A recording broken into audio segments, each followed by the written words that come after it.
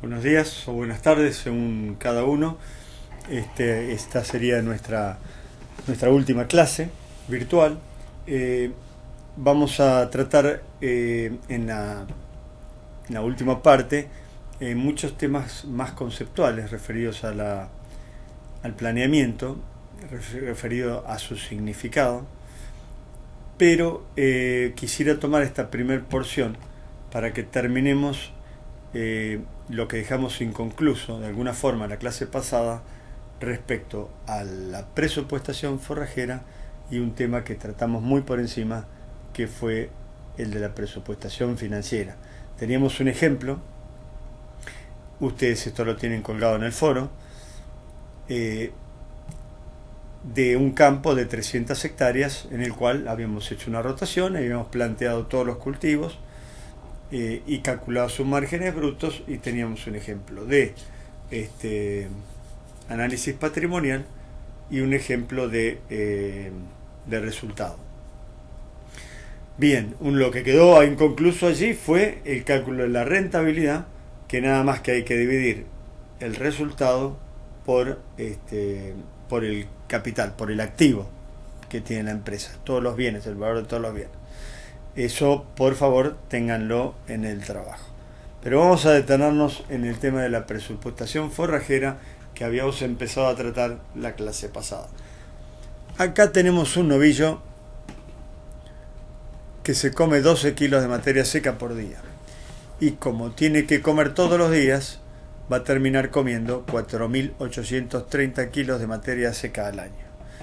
Si esto lo hace en una pastura que produce 6.000 kilos de materia seca en el año, las pasturas pueden producir más que esto, pero con los desperdicios que hay puede quedar esto.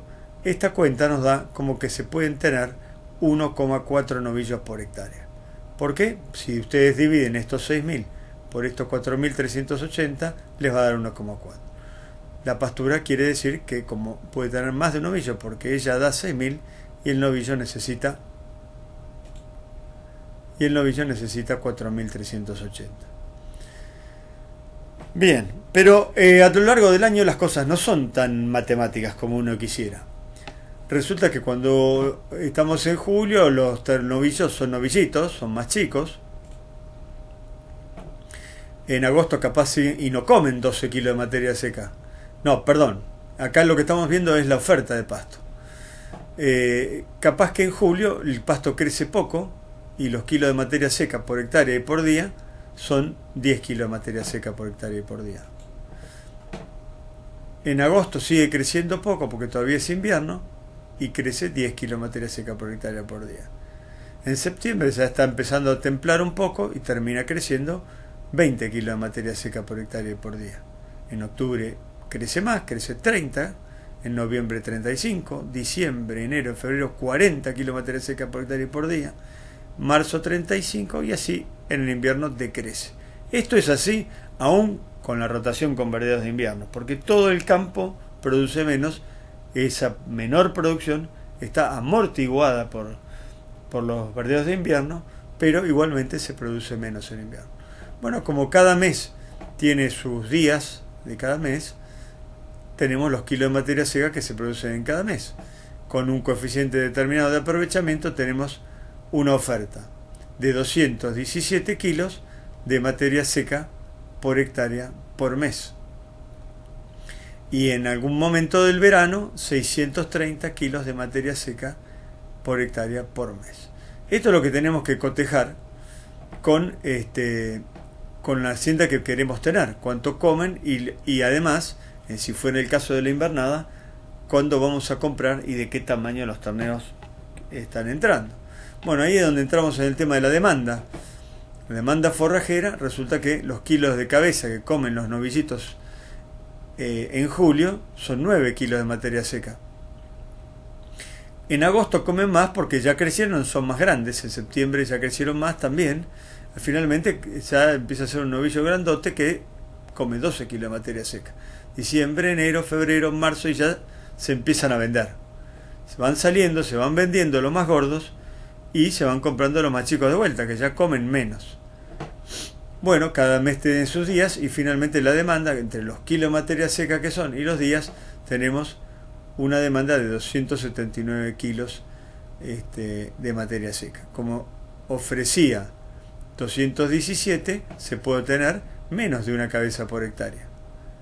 Recuerden que habíamos dicho en el cálculo rápido 1,4, bueno, pero en julio no. En julio se puede tener menos. En agosto tampoco. Recién en septiembre se puede tener más de una cabeza por hectárea porque la oferta es superior a la demanda. En octubre se puede tener 2,7, porque esto, 930 es la oferta, lo que produce la pastura, 341. En noviembre, más todavía, 3,5, y así. Hasta que en mayo incluso, como los terrenos son tan chicos, se pueden tener 4 cabezas por hectárea. Esto es un ejemplo, ustedes tienen que hacer su propia presupuestación forrajera. Esto es una idea nada más, para una guía, para que ustedes no se achiquen cuando se enfrenten con la necesidad de hacer un balance forrajero. Finalmente, tenemos que para tener una carga de 2 cabezas por hectárea, en 300 hectáreas tendríamos 600 cabezas. Y la oferta sería de 300 hectáreas sería estos kilos de materia seca por mes. La demanda sería esta, y como no nos alcanza, en muchos casos deberíamos suplementar, y esta sería, tenemos que calcular el alimento que nos falta, que no nos puede dar la pastura que tenemos ahí para esta determinada carga. Si no queremos suplementar, tendremos que bajar la carga. En el año tenemos una oferta de 1.700.000 kilos, una demanda de 2.300.000 kilos, y tenemos que suplementar con 635.000 kilos de rollos, silo, grano, etcétera. Todas las cosas que se usan para suplementar. Pero para esto es que nos sirve el balance forrajero, para saber de antemano si nos va a alcanzar o no el terreno. Y gráficamente tenemos que toda esta parte sombreada negra es la oferta de la pastura. Esta línea es lo que demandan los novillos a una carga esa que nosotros pretendíamos, y todo lo que está punteado gris acá es lo que tenemos que suplementar. Acá están los meses del año. Bueno, esto sería un buen ejercicio de cómo hacer la presupuestación forrajera o el balance forrajero. Ahora vamos a pasar al presupuesto económico, en donde queremos ver, es algo relativamente parecido, solamente que tenemos más decisión para tomar sobre esto. En el presupuesto económico, fíjense, esta placa que tenemos acá no es más que una que usamos una vez para calcular el margen bruto de un maíz, en donde decíamos que necesitaba 4 litros de Roundup y que costaba tanto, todo lo que costaba. Pero lo que no dice acá es en qué momento se va a producir este gasto. Y eso es justamente lo que necesitamos para hacer nuestro presupuesto financiero. Lo que diferencia un presupuesto económico de uno financiero es justamente saber el momento en que se produce el gasto. Bueno, ¿qué hicimos? Yo a esto que estaba acá no se ve, pero le puse un número. 1 si el gasto se producía en julio. 2 si el gasto se producía en agosto. 3 si el gasto se producía en septiembre. Y así hasta 12. Entonces lo ordenamos y tenemos todos los 1 juntos, todos los 2 juntos, es decir, todos los gastos que se producen en julio juntos, todos los gastos que se producen en agosto juntos, todos los gastos en septiembre juntos, en octubre y en cada mes, en noviembre. De esta manera es mucho más fácil de sumar después para saber en cada mes cuándo ocurre cada gasto. Y un presupuesto económico terminaría, reflejándose de esta manera, sencilla. El de ustedes probablemente sea mucho más complejo. Yo quería que lo pudieran ver ustedes en la placa y por eso le puse los números más gordos y lo puse simplificado. Pero en julio tendríamos que pagar el alquiler y el seguro, eso son 874 pesos. En agosto tendríamos que pagar el Roundup y el fertilizante arrancador, son 387 pesos. En septiembre solamente la semilla, en octubre la siembra, en noviembre el fertilizante, en diciembre el herbicida y la aplicación, en mayo la cosecha, bueno, y así seguiríamos hasta junio. Lo que pasa es que esto solamente lo hicimos con el ejemplo del maíz. Cuando ustedes ponen todos los cultivos van a ver estos cuadros todos más rellenados y por supuesto acá números muchos más abultados porque van a responder a todo lo que se hace en el campo. No solo con los gastos, sino con los ingresos también, y van a obtener un presupuesto financiero. El presupuesto financiero es parecido al anterior. La diferencia es que los pagos y los cobros no se producen cuando se hace el gasto o la venta. Uno vende y no necesariamente cobra, capaz vende y cobra dentro de un mes. O gasta, es decir, compra la semilla de maíz y la paga dentro de un mes. Entonces el financiero lo que interesa es el momento en que se intercambia el dinero.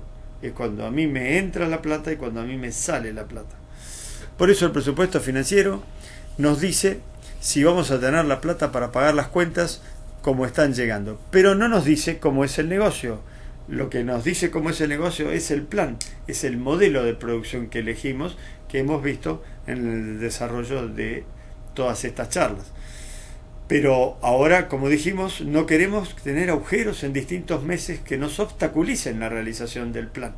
Por eso es que necesitamos sí o sí un presupuesto financiero. Bien, entonces, por ahora hemos terminado todo como este ejemplo que queríamos desarrollar para que ustedes tengan claro lo que pretendemos de la materia. Quiero que miren todas estas cosas en el módulo.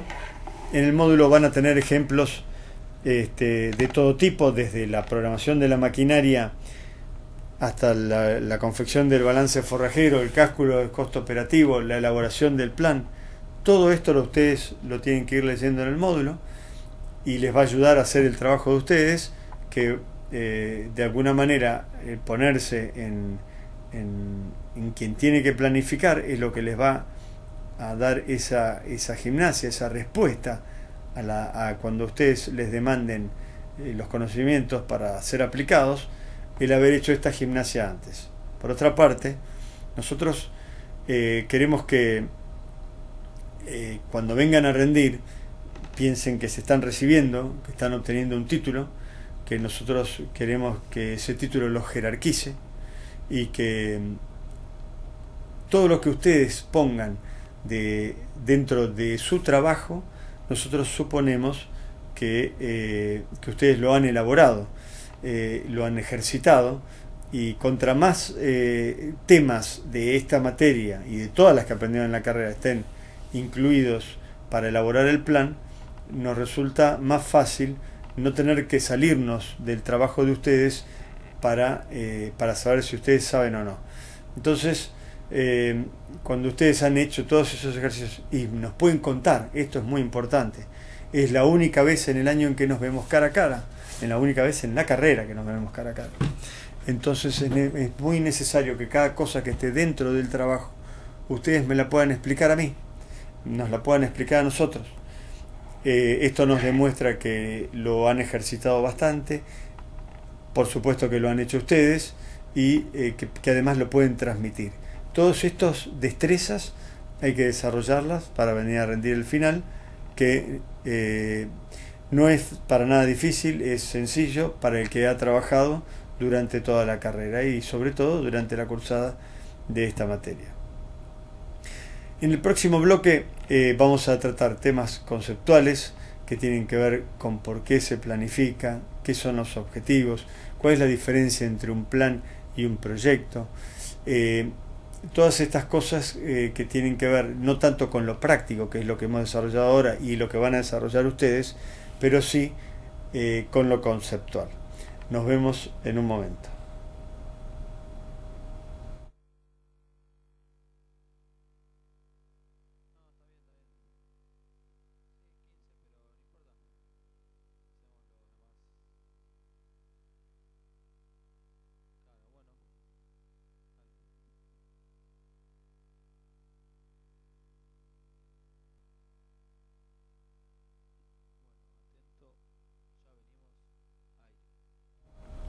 Bueno, y ahora sí, vamos a seguir con con esto de lo conceptual del planeamiento, cosas quizás no tan concretas como las que vimos hasta ahora, pero que nos dan de alguna forma el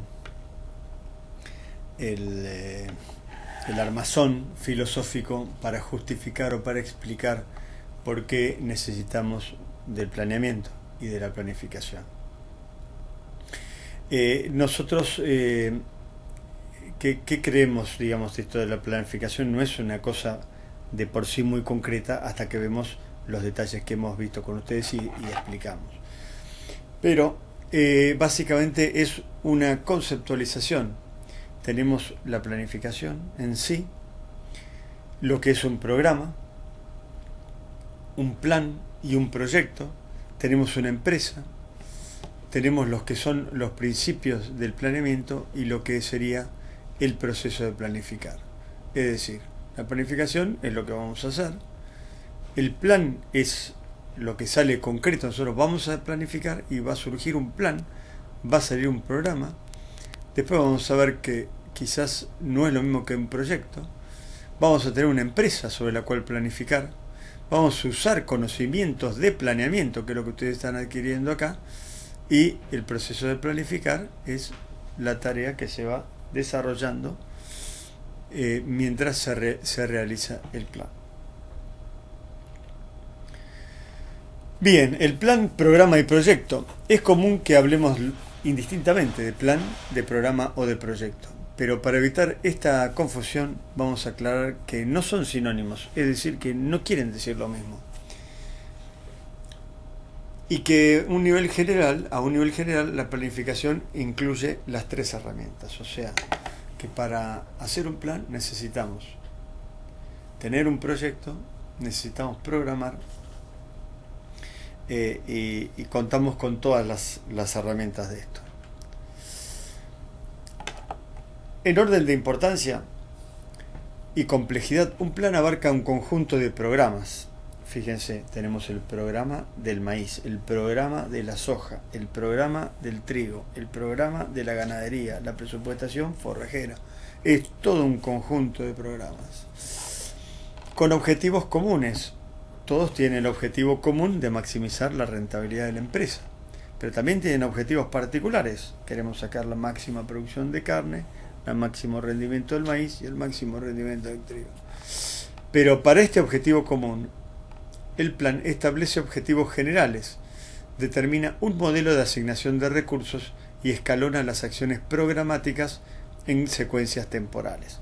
Fíjense que nosotros, esto de decir no hacemos todo soja y hacemos una rotación, es porque la asignación del recurso suelo lo vamos a hacer en determinadas proporciones a cada actividad. Así que de alguna manera ya estamos priorizando y asignando recursos. Bueno, lo mismo con respecto a la maquinaria, porque si hiciéramos todo soja en vez de repartido los cultivos en todo el año, quizás no nos alcanzaría la maquinaria que tenemos para sembrar todo. Se puede alquilar o contratar maquinaria de un contratista. Por supuesto, se puede. Todo esto hay que ponerlo dentro del plan y ver qué conviene. Bueno, entonces tenemos un programas con objetivos comunes. Tenemos la determinación de un modelo de asignación de recursos, según lo que nos marca mucho a nosotros en esto es la rotación. Fíjense que estas placas no están específicamente hechas para el agro, están hechas para todo tipo de planificación. Nosotros vamos buscando las cosas que se adaptan a nuestro plan, ¿no? A nuestro plan agropecuario. Y el plan termina estableciendo objetivos generales para la empresa. ¿Qué es el programa? Es un conjunto de proyectos con similares objetivos. ¿Para qué? Para los cuales, primero, establece prioridades. Ordena los proyectos. Fíjense, ordenar la maquinaria, cuál va a sembrar en mayo, cuál va a fumigar en abril, cuál va a cosechar en enero, en diciembre. define el marco institucional y se asignan los recursos. El caso que tuvimos nosotros, ejemplo, fue la maquinaria, el campo, el dinero para sembrar las cosas, y en el caso de los animales, los recursos forrajeros. Bueno, tenemos los proyectos a los cuales se les asignan prioridades. Bien, ¿qué cosa es un proyecto? Es un conjunto de actividades, tiene metas específicas y utiliza recursos. Un proyecto comprende un conjunto de actividades interrelacionadas para lograr objetivos y metas específicas de acuerdo con los recursos y tiempos establecidos. Nosotros cuando hablamos de nuestro plan, nuestro tiempo establecido es un año. Cuando hablamos de los recursos, son todos los que hemos hablado recién. Las metas específicas pueden ser la rentabilidad, pueden ser la seguridad, la estabilidad, la diversificación, metas específicas, los objetivos lo mismo, pero esto de específico significa que si hablamos de rentabilidad quiere decir que queremos un 5% de rentabilidad, no mejorar la rentabilidad. Si hablamos de estabilidad quiere decir que queremos no bajar de tal monto de resultado. Entonces, si queremos tener una determinada producción de carne, no tenemos que decir que queremos mejorar la producción de carne, sino que queremos sacar 700 kilos de carne por hectárea. Esto es tener una meta específica, porque de esta manera uno empieza a proveer los recursos para que estas metas se cumplan. Que se cumplan o no, no es lo más importante. Lo más importante es que uno entienda que estas metas específicas de alguna manera traccionan los recursos para que esto se logre. Este esquema se aplica muy bien a la administración pública.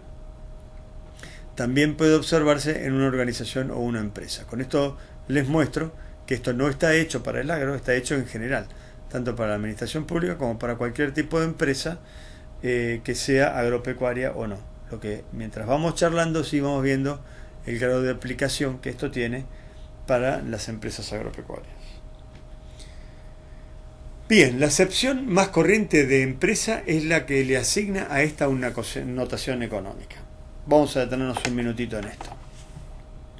La acepción significa el significado que le encuentra la gente. ¿Qué significado le encuentra la gente a la palabra empresa? En general, todos decimos que tenemos una empresa para ganar dinero, digamos. Entonces, esto es la manera más común de decir la empresa es para ganar dinero. Y no necesariamente es así, ¿no? Por otra parte, hoy tenemos el Mundial de Básquetbol, el Mundial de Hockey Femenino, y nuestra empresa era salir campeones. Y puede ser que haya gente que gane dinero en todo esto, pero la empresa no era ganar dinero, sino que era salir campeón. Y muchas veces la empresa puede ser un medio de vida para muchas personas. Muchas personas viven de esa empresa y el objetivo de la empresa puede ser que todas esas personas vivan lo mejor posible de esa empresa. Fíjense, el ejemplo más concreto es un empresario que le gustara tanto dar comodidades a su personal y buenos salarios, que finalmente la empresa terminaría dando 0 pesos. Quizás él vive muy bien así, no tiene ambición de crecimiento y está logrando su objetivo, que su empresa es mantener una determinada comunidad viviendo de la mejor manera posible.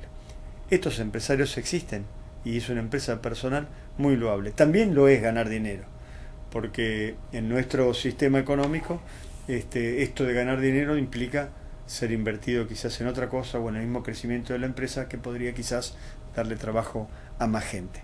O sea, lo que quiero destacar acá es que esto de considerar la empresa solamente como con una connotación económica no es suficiente. La empresa significa más cosas.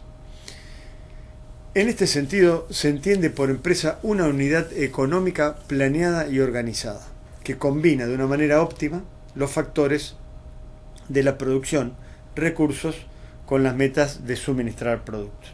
Nosotros usamos semilla de maíz, usamos herbicidas, usamos suelos, usamos maquinaria, juntamos todo eso para conseguir el grano de maíz, el kilo de carne, todo esto que estamos ofreciendo a la comunidad, que va a pagar por ello, por supuesto, y nosotros lo combinamos, todos esos recursos, para que todo eso que genere la empresa cumpla con las metas económicas y de las otras que tiene la empresa. Bien, uno de los principios del planeamiento, nosotros ahora vamos a ver varios principios del planeamiento, creo que acá son 6, pero una de las cosas es la racionalidad. Esto de la racionalidad, o sea, que sea razonable. Este principio consiste en establecer una relación adecuada entre medios y fines, es decir, en seleccionar las alternativas más eficaces para lograr los objetivos y procurar un uso eficiente de los recursos.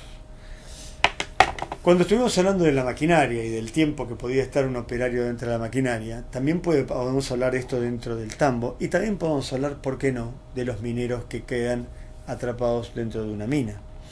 Entonces, uno queriendo maximizar el resultado de la extracción de un determinado mineral, podemos correr determinados riesgos, ya que quizás o no correspondía ir ahí o correspondía invertir más en apuntalar todo ese túnel para que esto no ocurriese. Entonces, esto tiene que ser racional. De la misma forma que estuvimos nosotros hablando acá de los turnos de la maquinaria, que no es razonable, por más que alguien, incluso el operario, el que está manejando el tractor, quiera ganar más y se le pague muy bien por eso que hace, no es razonable que esté de las 24 horas 16 trabajando arriba del tractor. No es bueno para él, no es bueno para su familia, y no hay una racionalidad en todo esto. Finalmente puede ser que se canse y se busque otro trabajo, y tampoco eso es racional para la empresa.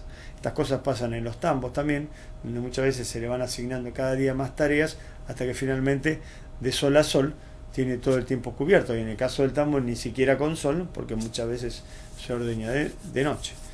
Así que esto de la racionalidad es un tema muy importante, y la racionalidad no tiene que ver solamente con esto del tiempo que se está trabajando, sino con la salud, con el ambiente de trabajo. Uno puede tener unas metas suficientemente exigentes para que generar un ambiente de crispación dentro de la empresa, que no es deseado, no está dentro de los objetivos de la empresa. Entonces, todo esto que sea razonable es muy importante. Quizás un empresario se plantee la posibilidad de crecer más lentamente, o si directamente no crecer, si esto es a costa del malestar de todos los que forman parte de esto. También pasa lo siguiente, porque lo estamos viendo muchas veces desde el punto de vista de todas las personas que están involucradas en la empresa.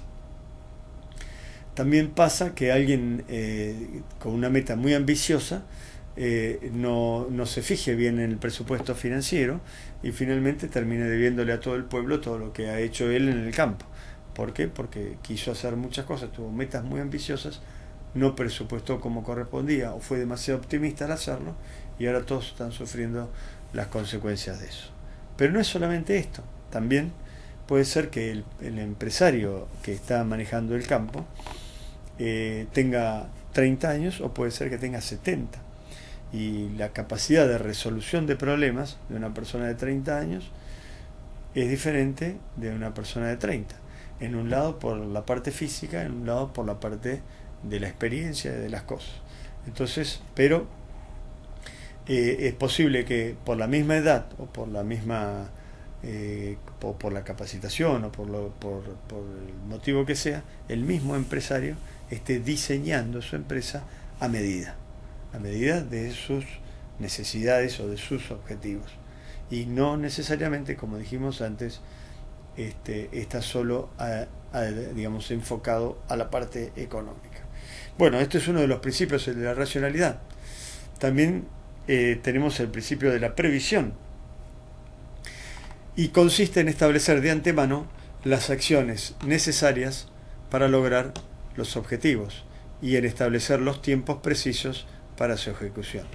Nosotros, cuando calculamos la capacidad de trabajo de un tractor o de una sembradora y de una maquinaria en general, y decimos que puede hacer tantas hectáreas por hora, ya estamos previendo, por un lado estamos previendo las acciones, cuando decimos que esto va a ser en tal mes, que va a ser en tal fecha, que va a ser en tal cosa. Cuando elaboramos la capacidad de trabajo y calculamos la capacidad de trabajo, o planteamos el balance forrajero, ya estamos estableciendo tiempos precisos para la ejecución de cada cosa. En el caso del balance forrajero son cantidades precisas de kilos de materia seca para una cosa, para la otra. Y en la maquinaria son las fechas de siembra, las fechas de fumigación y demás. Esto lo estamos previendo y esto es una de las cosas importantes del plan, la previsión. Ese sería el segundo, la racionalidad y la previsión. La tercera es la universalidad. Consiste en considerar dentro de los planes tanto los aspectos administrativos como los económicos y sociales, que es lo que estuvimos hablando hoy. El planeamiento debe ser dinámico y flexible para adaptarse a diferentes condiciones. ¿Qué quiere decir este tercer principio? Bueno, por un lado, es esto de universales que contempla muchos aspectos y por eso también para nosotros es final de carrera el planeamiento. Porque esta universalidad es que ustedes tienen que aplicar todos los conocimientos que han adquirido en todas las materias. Entonces consideramos aspectos administrativos, económicos y además no es que hicimos el plan y resulta que hicimos el plan pensando que iban a llover 1000 milímetros y ahora están lloviendo 400 y nosotros seguimos con el mismo plan. No, el plan es flexible y se pueden hacer tantos planes en el año conforme circunstancias se vayan presentando que justifiquen la revisión del plan. Los planes no se convierten en nuestra Biblia, se convierten simplemente en un ejercicio y en un mecanismo de ejercitación, en donde cada vez nos volvemos más ágiles y más flexibles para adaptarnos a los cambios que se van produciendo. ¿Por qué? Por eso hablamos tanto del entrenamiento. Todos los directores técnicos de los equipos de fútbol elaboran toda una estrategia y se ejercitan con toda esa estrategia, pero una de las principales cosas es cómo van a reaccionar los jugadores y el plantel en general frente a las actitudes del adversario.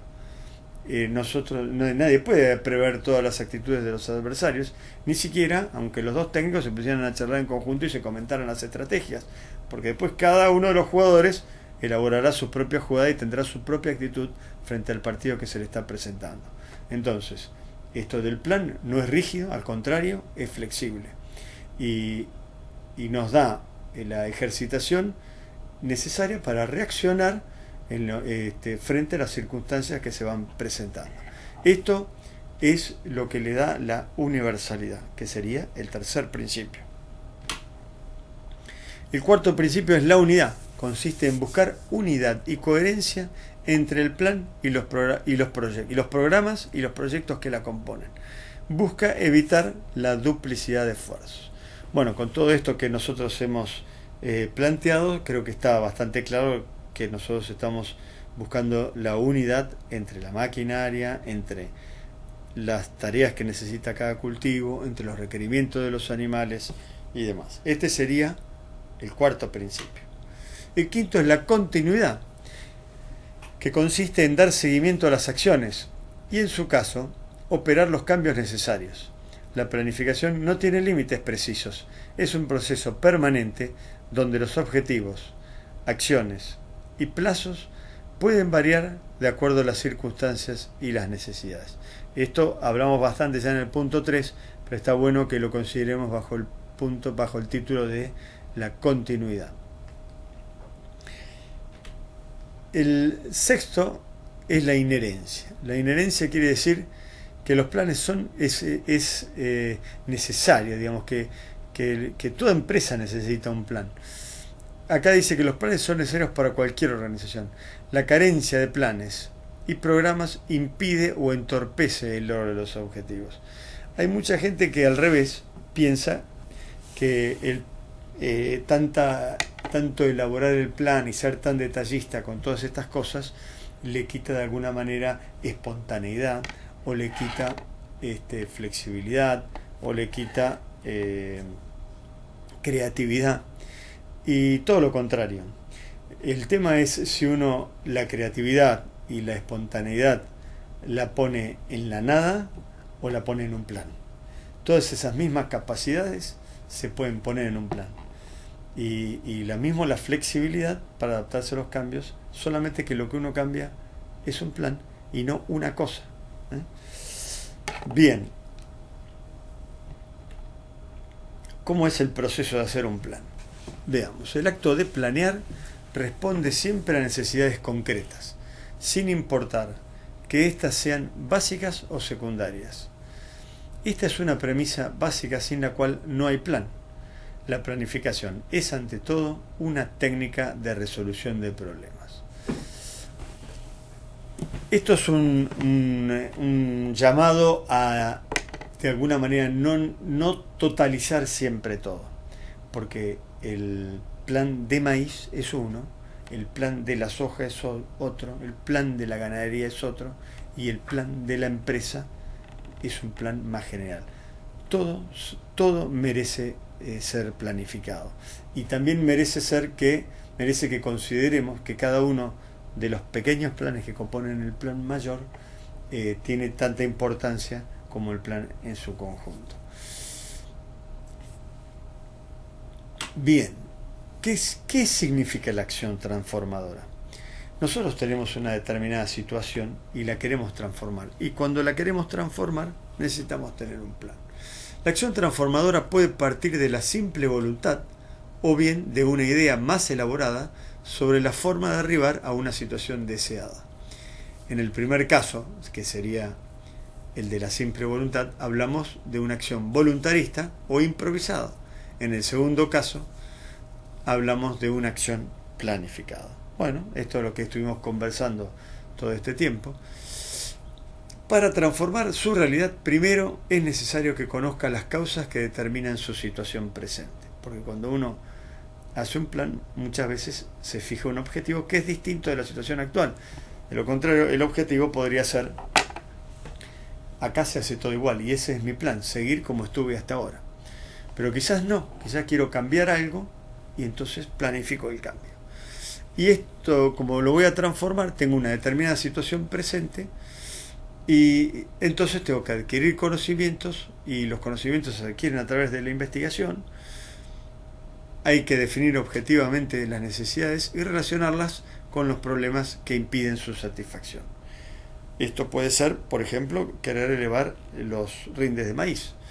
Puede ser que alguien quiera elevar sus rindes de maíz y entonces aplica cada vez más fertilizante, o aplica toda la tecnología, pero resulta que lo que le falta es agua.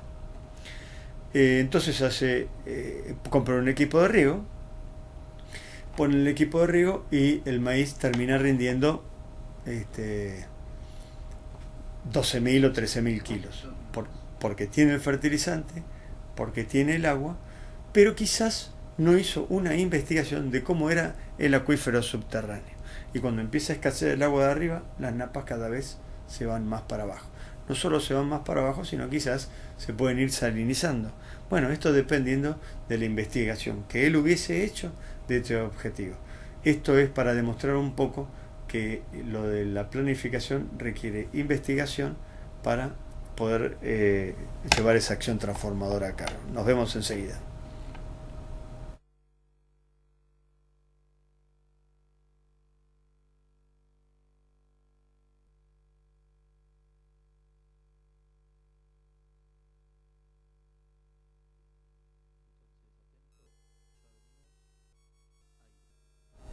Bien, estábamos viendo lo que era la acción transformadora y cómo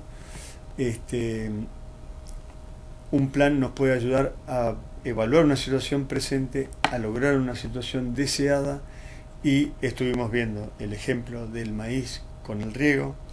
Estuvimos pensando que necesitábamos investigación para esto y organización para remover los obstáculos que nos impiden lograr las metas. Es así que el plan implica también visualizar qué posibilidades reales de modificar la situación presente y alcanzar la situación deseada.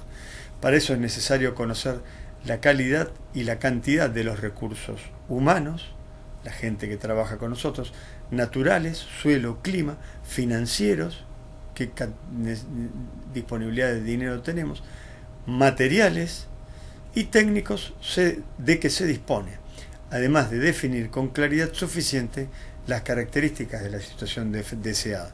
Esto era de fijar las metas específicamente, no sé si recuerdan.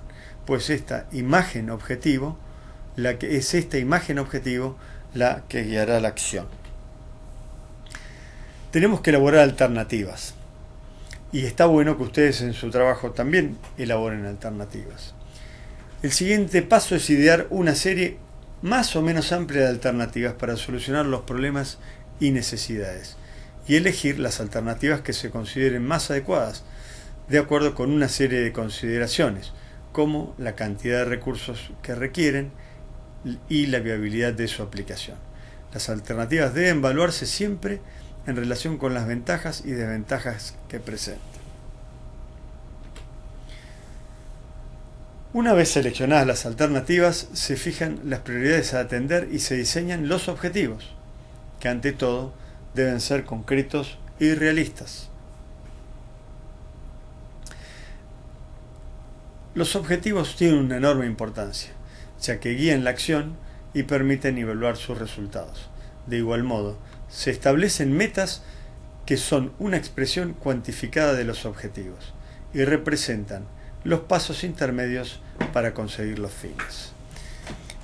Hay algunas circunstancias con respecto a esto de los objetivos que muchas veces no son realistas, no son evidentemente irrealistas. Muchas veces los objetivos son simplemente irrealistas. Y por ejemplo, esto es decir que yo quiero tener un rinde de 8.000 kilos de maíz. Cuando el campo es bueno, en una zona que llueve bien, este es un objetivo simplemente irrealista, porque no está considerando la posibilidad de que caiga una piedra, no está considerando la posibilidad de una helada tardía, no está considerando muchas posibilidades. Yo siempre les recuerdo, y creo habérselos dicho ya alguna vez, una frase de Woody Allen que me marca mucho en este tema del planeamiento, que él siempre dice que la diferencia entre la realidad y la ficción es que la ficción, que es lo que hacemos cuando planeamos, tiene que tener sentido. Nadie hubiera planificado extraer cobre de una mina chilena pensando que va a dejar 33 personas encerradas ahí durante 4 meses, porque no tendría sentido. Ese plan no tendría sentido. Sin embargo, pasó. Entonces, el no contemplar todos estos imponderables, no contemplar todas estas cosas, lo pueden hacer al plan irreal. Y lo pueden hacer poco ambicioso. Entonces, esto de tener una historia de gestiones, y por eso nosotros esto lo hemos analizado bastante en administración, tener analizados los resultados reales que se van produciendo en los campos a lo largo de los años, nos permiten planificar con mayor precisión.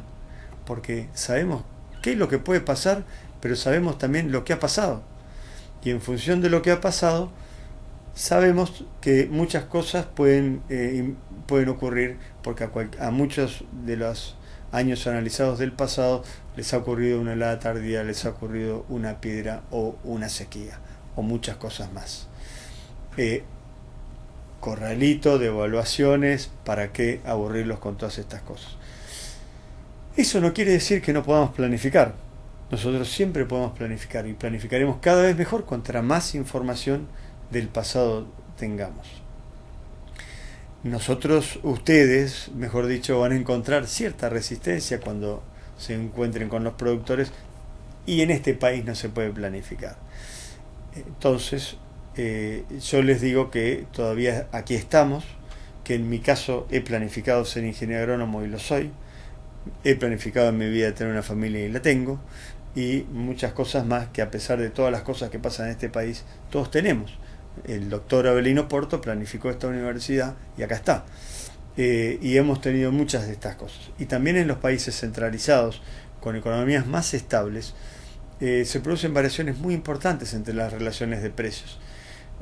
Fíjense que yo siempre pongo el ejemplo que hace 6 meses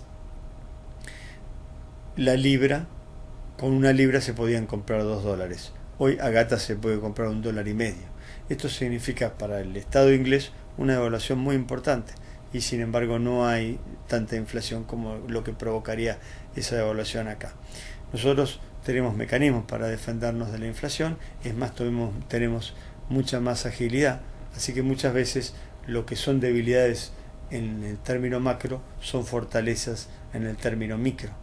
Un reciente estudio sugirió que las personas que cruzaban por la senda peatonal corrían más riesgo de accidentes que los que cruzaban por el medio. Por supuesto, esto no es una invitación a que la gente abandone la senda peatonal para cruzar el paso de cebra, digamos, para cruzar la calle. Es solamente que el que cruza por la mitad de la cuadra está mucho más atento a lo que le puede ocurrir que el que cruza por donde se debe cruzar.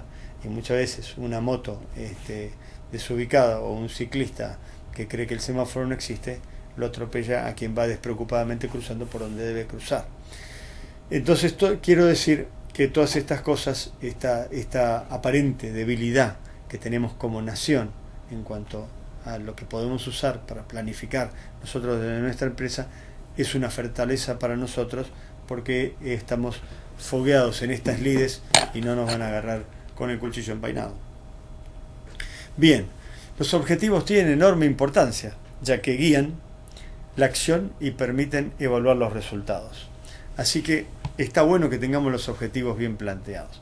De igual modo se establecen metas que son una expresión cuantificada de los objetivos. Los objetivos pueden ser una cosa más, por así decirlo, conceptual o idearia, y la meta es una cosa muy concreta. Quiero tener 8.000 kilos de maíz. Quiero sacar 700 kilos de carne. Y representan los pasos hacia intermedios para conseguir los fines. Un punto muy importante de este proceso es el diseño de las estrategias, que son el modo concreto de acción para lograr los resultados esperados. En el término futbolístico sería el 4-3-4 o el 4-4-2, o la forma en cómo se organizan los planteles para enfrentar al adversario. Esto implica determinar acciones y actividades y asignar responsabilidades. Por eso nosotros les pedimos a ustedes que hagan un organigrama para decir quién hace cada cosa en ese establecimiento que ustedes plantean, y qué responsabilidades tiene y en quién delega qué cosas. Esto implica determinar acciones y actividades, asignar responsabilidades y fijar tiempos y recursos. En una palabra, implica programar y presupuestar. El proceso de planeamiento culmina con la ejecución de los planes, programas y proyectos que arroja, y se complementa con el control y la evaluación, que deben ser constantes para garantizar su éxito. Esto es lo que hablábamos hace un rato del análisis de las gestiones de lo pasado. Bien, entonces tenemos la identificación de problemas y las necesidades, la determinación de tendencias y alternativas de solución, la selección de las estrategias adecuadas, ahora vamos a hablar un poco de eso, entre las diferentes alternativas, la implantación de las alternativas seleccionadas, o mejor dicho, la implementación, la determinación de la eficacia y la eficiencia de la ejecución, revisión siempre, dónde y cómo se necesita. Bien, ahora vamos a entrar en el tema del planeamiento estratégico. Es el proceso directivo de reflexión y análisis que conduce a identificar y definir la razón de ser de la institución, o sea, para qué estamos. Guía el establecimiento de los propósitos y resultados esenciales y permite vincular la operación de los objetivos establecidos, en este caso, en las políticas públicas, en nuestro caso, en la política de la empresa. En este análisis es importante señalar que las fortalezas y debilidades se refieren a factores y características de la empresa. Son internas, pero interactúan con factores y características del entorno. a los que se les denomina oportunidades y amenazas. Estas interacciones pueden controlarse hasta cierto punto, pero para esto es indispensable tenerlas bien identificadas y orientadas por un plan. El análisis FODA, fortalezas, oportunidades, debilidades y amenazas, nos ubicará en dónde está la realidad de nuestra empresa y cómo está esta será nuestra mayor fuente de información para planear y tomar algunas decisiones de carácter estratégico.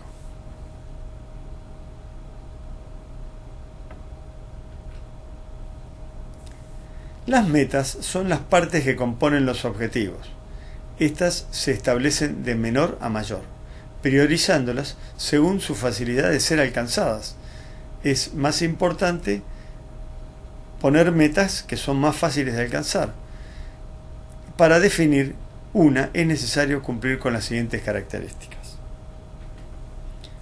La meta debe ser precisa, debe contener datos que clarifiquen, cifras, colores, formas, etc. Bueno, en nuestro caso las cifras son muy importantes. Debe tener una fecha de cumplimiento, vaya si tenemos fechas para cumplir nosotros en nuestros programas agrícolas. Si de acuerdo al plan establecido, conforme se avance, se ve la posibilidad de no alcanzarla en la fecha preestablecida, se podrá ajustar la fecha, pero la meta debe seguir vigente. A nosotros esto nos pasa muy seguido, podría ocurrir ahora, que muchos productores tengan el plan de sembrar maíz y tengan en su rotación el maíz, pero no llueve. Nosotros tenemos un plan, tenemos ingresos para conseguir, pero no llueve. Inclusive podría estar pasando en muchas localidades con el trigo, toda la zona de La Pampa y el sur bonaerense, muchas zonas que están muy secas y capaz tenían planeado sembrar trigo.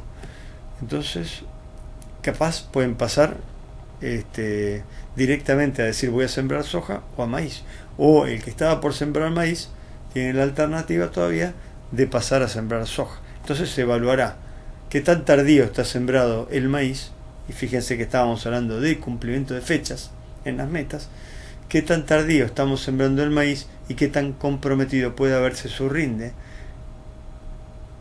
tal que me implique o me obligue o me sugiera alterar un poquito el plan y pasar de maíz a soja, a una costa de no cumplir con la rotación que hemos establecido de antemano, para poder aprovechar y tener la mejor cantidad de recursos, en este caso agua, para el logro del objetivo principal, que es el buen rendimiento del cultivo. Esto es un muy buen ejemplo para explicar estas flexibilidad que tiene uno para adaptarse a las circunstancias que se presentan. Bien, entonces estábamos con la fecha de cumplimiento. Debe ser realizable, es decir, de nada sirve plantearse metas que no se pueden alcanzar o que estén fuera de la realidad. Bueno, esto no requiere mucha aclaración. Y cuarto, las primeras metas son las que deben ser fácilmente alcanzables. El planeamiento es un ejercicio. A medida que se domina el proceso, cada vez que se sabe planificar mejor, se pueden establecer metas más ambiciosas. Bueno, entonces vamos a redondear este tema con lo que pretendemos de la materia. Hemos pasado por la influencia que tienen las rotaciones en la decisión de un plan. Hemos visto que podemos alterar esas rotaciones o elegir mejores alternativas en esas rotaciones para lograr nuestro plan o para adecuarnos más a los recursos que nos provee la empresa, no solo la empresa, sino el medio, la infraestructura, no solo de la empresa, sino del pueblo, de la localidad, del lugar, los recursos en cuanto a suelo, clima y demás, lo que significa, por ejemplo, tener un municipio que tenga los caminos bien mantenidos, lo que significa la electrificación rural, lo que significan las comunicaciones, tengo señal o no tengo señal, o tengo teléfono o no tengo teléfono, la presencia de acopiadores en la zona. Alguien puede querer transformar algo en el valle inferior del río Colorado, y resulta que cuando obtenga su producción nadie se la va a ir a comprar. O por ejemplo, decir que en mi rotación de un campo que tengo de 30 hectáreas, estas 5 hectáreas las voy a dedicar a producir sorgo blanco. Y a nadie le interesa en la zona comprar un sorgo blanco. Entonces, lo mismo con respecto a cualquier cosa que se me pueda ocurrir que parezca muy buen negocio, pero que en definitiva no hay alguna infraestructura zonal. Esto también tiene que ver con lo que se plantea acá como objetivos razonables. También puede ocurrir que yo me estoy planeando algo muy intensivo en un lugar en donde no hay suficiente cantidad de gente. Si yo tuviera que conseguir los operarios para llevar a cabo todo ese objetivo, no alcanzarían los de 100 kilómetros a la redonda los habitantes para eso. Entonces se deberían trasladar de otro lado, y de alguna manera este destierro que se provoca en la gente que va a trabajar a otro lugar tiene un análisis mucho más profundo que simplemente pensar acá necesito tanta gente y punto. Otra cosa que es muy común es esto de incorporar actividades dentro de un establecimiento que no existían, pero con la misma gente, sin haberlos consultado antes, por ejemplo. Entonces, resulta que ahora la maquinaria propia va a ser una actividad muy importante dentro de la empresa, y vos que eras recorredor de a caballo, ahora te vas a tener que sentar en un tractor. Alguien que vivía en el pueblo y venía todos los días a trabajar al campo, ahora va a tener que quedarse a vivir acá porque le ha tocado estar en el tambo. Y como esto, digamos, hay un montón de cosas que hacen a que los planes sean logrables y alcanzables cuando uno considera todas las alternativas, y no solo eso, sino que somete el plan a todas las personas involucradas que deben estar dentro. Siempre está quien dice, no, acá los proyectos trascienden a las personas, así que los que no quieran adaptarse a esto tendrán que buscar otro trabajo. Bueno, es una posibilidad, estará en su calidad como empresario ver cómo elabora esto de que algunas personas puedan de golpe no ser los recursos que necesita esta empresa o esta nueva empresa, y facilitarles la migración a otra actividad, a otra empresa, en donde sí puedan desarrollar sus capacidades. Pero también hay otros empresarios que someten el plan a la gente con la cual normalmente trabajan, les aportan el beneficio de la capacitación para que puedan adaptarse a esto, y proveen los recursos para que se readapten a la nueva situación laboral que les toca. A todos nos pasa esto en nuestros trabajos, y bueno, las distintas empresas o instituciones para las cuales somos parte de ellas nos van generando la adaptación a la nueva circunstancia. Todas estas cosas pretendemos que las involucren en el plan, pero muchas veces me preguntan qué cosas no pueden faltar, y hay cosas que no pueden faltar en nuestro trabajo porque son inherentes a la planificación. Considerar que una rotación es importante y que una rotación tiene sus propios argumentos.